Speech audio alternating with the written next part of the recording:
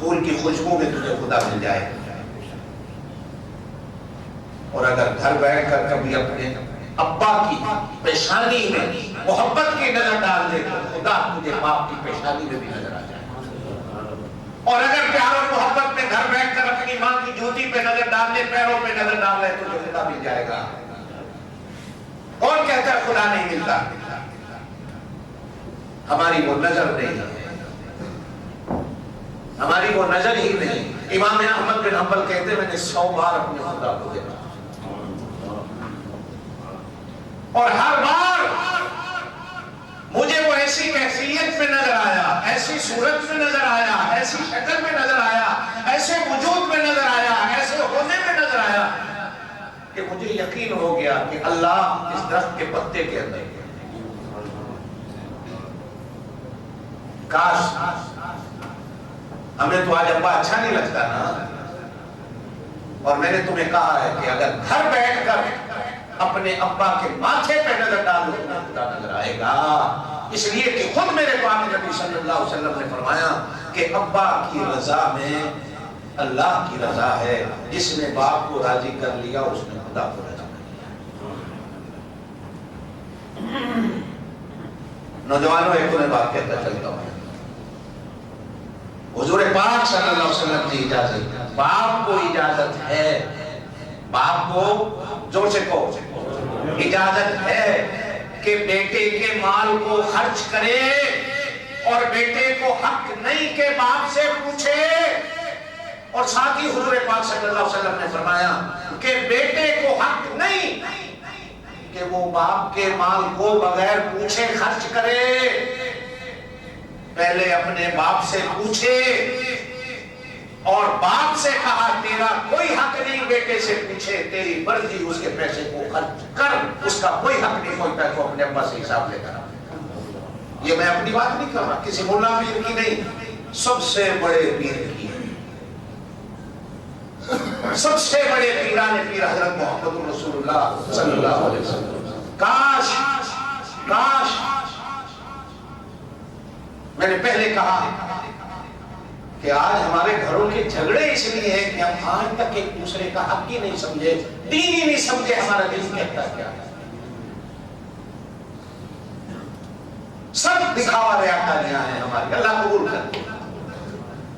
آج ہر بندہ اپنے خدا کی تلاش میں۔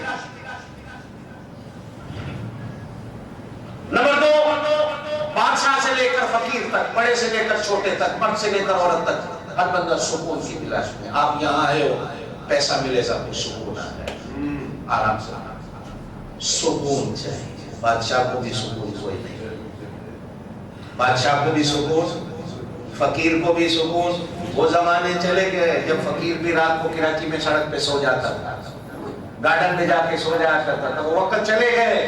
آج ہر بندہ سکون کی تلاش میں ہے، سکون ملتا نہیں، نہ مخمل کے بستر پہ سکون ہے، نہ پھولوں کی سینج میں سکون ہے، اب کہیں سکون نہیں رہا۔ حضرت سید اللہ شاہ بخاری رحمۃ اللہ تقریر فرما رہے تھے، پھر ایک آدمی نے کہا شاہ جی ہم مسجد میں آتے ہیں آپ کا واز سننے کے لیے، جب سامنے آپ بیٹھتے ہیں تو نیند آ جاتا ہے، ساری رات سوئے ہوئے بھی ہوتے ہیں، مسجد میں آتے ہیں تو نیند آ جاتی ہے، 2 راتیں جاگے میں ہوں، تیسری رات بھی سینما میں جا کر بیٹھ جائیں تو سینما دیکھتے نیند ہی نہیں آتی، مسجد میں چلے جائیں تو نیند آ جاتی، ساری رات ٹی وی کے آگے بیٹھے رہے تو نیند نہیں آتی۔ آج کل کے نوجوان سے کہو ساری رات کرکٹ میچ کے آگے بیٹھا رہے تو اسے نیند نہیں آئے گی، اسے مسجد کا نام لے لے تو نیند آ جائے گی، ساری رات میچ دیکھنے کا نیند نہیں آئے گی۔ شادی کی کیا وجہ ہے کہ مسجد میں آتے ہی نیند آ جاتی ہے، شیطان کے آگے بیٹھتے نیند نہیں آتی۔ تو شاہ جی رحمۃ اللہ نے فرمایا میاں بندے کو نیند ماں کی گود میں آتی ہے، بندے کو نیند ماں کی گود میں آتی ہے۔ جب خطیب قرآن پڑھتا ہے تو قرآن بھی اس طرح لوری دیتا ہے جس طرح ماں لوری دیتی ہے۔ آپ رات کو گھر ساری رات سو کے مسجد میں آئے، انشاءاللہ اگر قرآن سنانے والا تو خطیب ہے، قرآن پڑھنے والا تو خطیب ہے، جب وہ لوری دے گا تو جس طرح ماں لوری دیتی ہے قرآن بھی لوریاں دیتا ہے۔ اور اللہ کی قسم ہے قرآن لوری ہے. کاش ہم سمجھتے اس کو. میں تو جب پڑھتا ہوں مجھے تو لوری آتی ہے, ہو سکتا ہے آپ لوگوں کو بھی آتی ہے. قرآن ایک ایسی شے ہے. اور فرمایا یہ سینما, یہ ویڈیو, یہ ٹی وی, یہ کرکٹ کے میچ, اللہ کے بندو یہ تو انگاروں کا بستر ہے, اور انگاروں کے بستر میں بھی کبھی کسی کو نیند آئی, 4 رات کبھی جاگا ہوا ہوگا تو اسے نیند نہیں آئے گی, لیکن قرآن سننے آئے گا تو نیند آئے گا. تو معلوم کیا ہوا کہ قرآن لوری دیتا, سکون دیتا. آج ہر بندہ سکون ڈھونڈنے میں لگا ہوا ہے, سکون کہاں ملے گا؟ آئیے اپنی اسی بات کیا سکون کہاں؟ وَمِنْ آيَاتِهِ أَنْ خَلَقَ لَكُم مِّنْ أَنفُسِكُمْ أَزْوَاجًا لِتَسْكُنُوا إِلَيْهَا.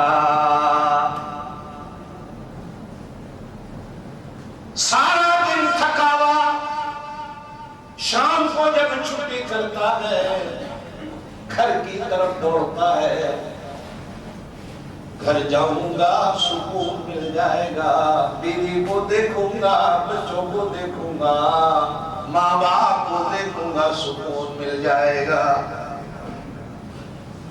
ہانگ کانگ والوں 2-4 باتیں کرتا چلو, میرے پاک نبی بیٹھے گئے, محبت میں آئے. حضرت عائشہ رضی اللہ تعالی عنہ سے فرمایا میرے پاک نبی نے ایک دن خوشی اور محبت میں, عائشہ تو مجھے اتنی پیاری لگتی ہے, اتنی پیاری لگتی ہے کہ جیسے کبھی صبح ناشتے میں, جیسے کبھی صبح ناشتے میں کھجور کو شہد کے ساتھ ملا کر کھاؤں, شہد کو کھجور کے ساتھ.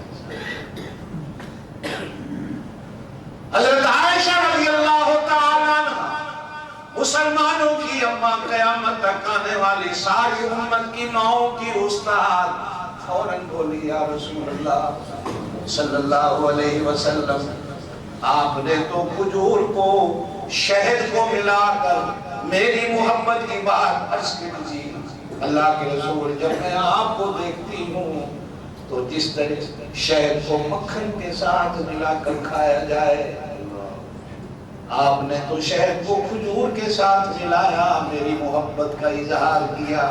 اور جب میں آپ کو دیکھتی ہوں مجھے ایسا سکون ملتا ہے کہ جیسے مکھن کے اندر میں نے شہد ملا کر کھایا ہو. حضور پاک صلی اللہ علیہ وسلم مسکرا اٹھے, فرمایا عائشہ تیرا جواب میرے جواب سے بھی 1000 درجے اچھا ہے.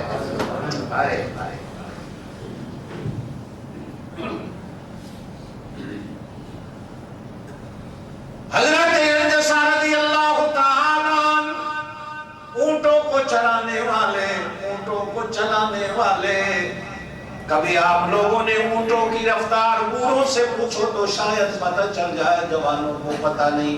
پرانے وقتوں میں جب اونٹ چلتے تھے 1 نہیں 2 نہیں 10 نہیں 50 اونٹوں کی لینے چلا کرتی تھی. بس رسی باندھی بھی, ایک آگے بیٹھا ایک پیچھے بیٹھا, اونٹ چل, اور ان میں سے ایک آدمی اونٹ پہ بیٹھا بیٹھا شعر پڑھتا ہے, اپنی زبان کے مائے گاتا ہے, ٹپے گاتا ہے, شعر گاتا ہے. اونٹ شعر سن کر چلتے ہیں. یہ آپ بھی اونٹ چلانے والے ایسے ہیں. اور اس زمانے میں کیا ہوتا ہوگا جب سواری اونٹوں کی تھی؟ حدیث میں آتا ہے حضرت انجسہ رضی اللہ تعالیٰ صحابہ کرام میں سب سے خوبصورت آواز رکھنے والے نوجوان صحابی تھے. جب اللہ کے رسول کہیں اونٹ چلاتے تو پہلے اونٹ میں اس کو بٹھاتے کہ ساری رات کچھ گاتا رہی ہو تاکہ میرے اونٹ اپنی رفتار سے چلتے رہے. ایک دن حضور پاک صلی اللہ علیہ وسلم نے اپنی گھر والیوں کو, بیٹیوں کو, مسلمان عورتوں کو اونٹوں پہ بٹھایا. اونٹوں کی لینے چلی, آپ خود پیچھے بیٹھے ہیں, انجسہ آگے بیٹھے ہیں. امہات المومنین حضور پاک کی بیٹیاں، بیویاں، خواتین ایمان والی درمیان میں اونٹوں پہ ہیں۔ حضرت انجسا نے شعر پڑھنے شروع کیے، اونٹ رفتار میں تیز بھاگنے لگے۔ میرے پاک نبی صلی اللہ علیہ وسلم زور سے بولے، اے انجسا آج ذرا اونٹوں کو آہستہ چلا، آہستہ چلا، اس لیے کہ آج اونٹوں پہ شیشوں کے آبگینے ہیں، اگر کہیں یہ گر کے ٹوٹ گئے تو سب کچھ ٹوٹ جائے گا۔ یہ وہ ہے جو گھروں کو سکون دینے والی ہے، یہ وہ ہے جو اولاد کو، گھر والوں کو آرام دینے والی ہے۔ ان کو آرام دو، ان کو تکلیف نہیں دو۔ حدیث میں آتا ہے کہ ایک دن حضرت عائشہ ایک اونٹ پہ بیٹھی، اونٹ بھاگ نہیں بھاگا، اب قریب تھا کہ حضرت عائشہ گر جائے۔ حضور پاک صلی اللہ علیہ وسلم پیچھے بھاگے، آئے میرے پاس وہ الفاظ نہیں کہ میں آپ کو وہ کہانی پیار اور محبت کی سناؤں جو حضور اپنی بیوی کے ساتھ کر رہے ہیں۔ کیسے نبی بھاگ رہا ہوگا پیچھے؟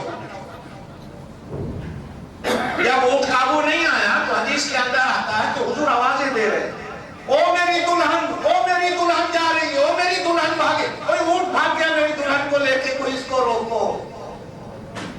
یہ نہ پہلے دن کی بات ہے، نہ دوسرے دن کی بات ہے، نہ تیسرے دن کی بات ہے۔ حضرت عائشہ کہتی ہے سالوں گزر چکے تھے شادی کو، اور میں اللہ کے نبی کی پریشانی کو دیکھ کر حیران ہو رہی تھی۔ اونٹ بھاگا جا رہا ہے اور حضور اتنے پریشان ہیں۔ ایک صحابی نے روکا اونٹ کو، جب رک گیا میں آرام سے اتری تو اللہ کے نبی آئے، میرے جسم کو دیکھ لے کہ چوٹ تو نہیں لگی، کہیں کچھ ہو تو نہیں گیا؟ یا رسول اللہ مجھے کچھ نہیں ہوا۔ فرمایا ازواجا لتسکنوا الیہا،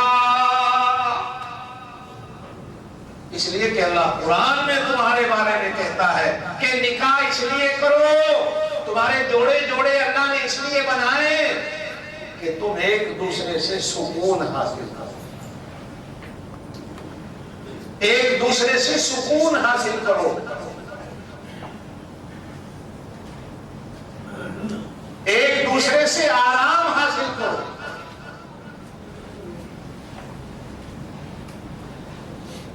وَجَعَلَ بَيْنَكُمْ مَوَدَّةً وَرَحْمَةً، اور اس رشتے میں ہم نے تمہارے لیے، اس رشتے میں ہم نے تمہارے لیے محبت اور رحمتیں رکھی۔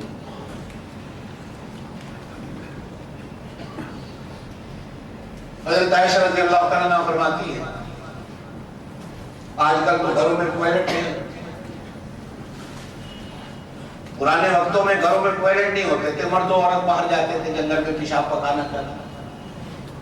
مدینے میں بھی ایسے ہی، حضور پاک صلی اللہ علیہ وسلم کے گھروں میں بھی ٹوائلٹ نہیں، آپ بھی باہر تشریف لے جاتے۔